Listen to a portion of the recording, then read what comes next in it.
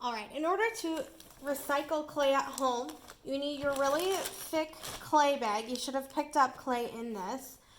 You can also double bag it. I would double bag it, so I would put all of your clay in this bag and then put a couple Walmart bags around it. And then what I would do is I would break up all of your little scraps. So see, I have all these yucky, they're pretty dry scraps, and they're not going to be good for rolling coils or anything like that. So I'm going to use all of my really dry, scrappy stuff. And inside the bag, I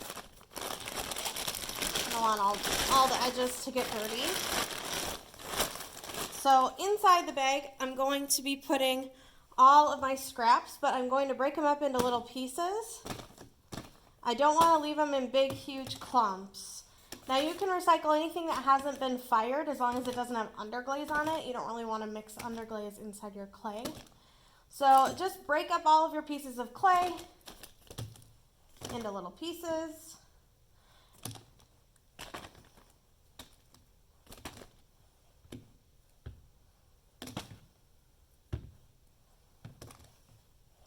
And you can do this pretty regularly, every couple days.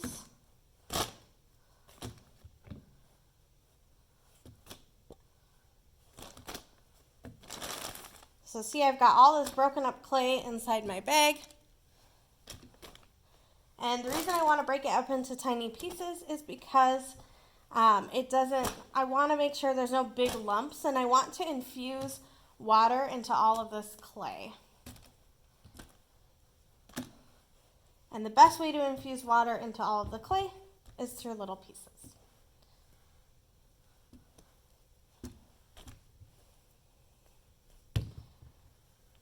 And I also don't want any really big hard clumps. There we go. So I've got this bag here. Now what I'm going to do is I'm going to put a little bit of water in there. And I'm just going to lightly kind of cover it with water. And then I'll close up my bag. And then I need to check it and see, how much water it has. Oh, and my bag has a hole in it. So that's why you want to double bag it, just in case you've got holes. So I'll put it in another bag. And then what you're going to do is you're going to take all of that water and you're going to squish it down. You can do this by lightly stepping on your clay, or you can just use your hand. And what you're doing is you're pushing the water into the clay.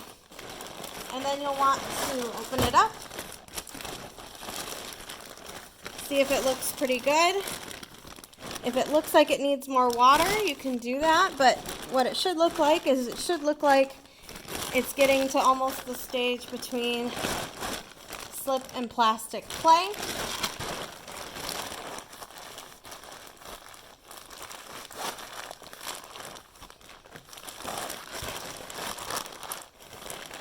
The best place to do this is outside.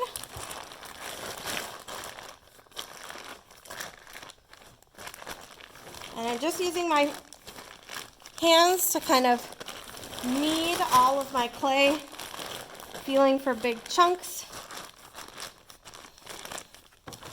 And once I feel like it's all one consistent texture, I can kind of open it back up, see how it looks.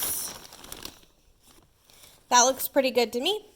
And then what I'll do is I'll actually leave it open to dry out a little bit and bring it back to plastic. So you're taking it from probably bone dry or leather hard clay, and then you're watering it down, squishing it down, condensing it, making it all one consistency, and then you're bringing it right back into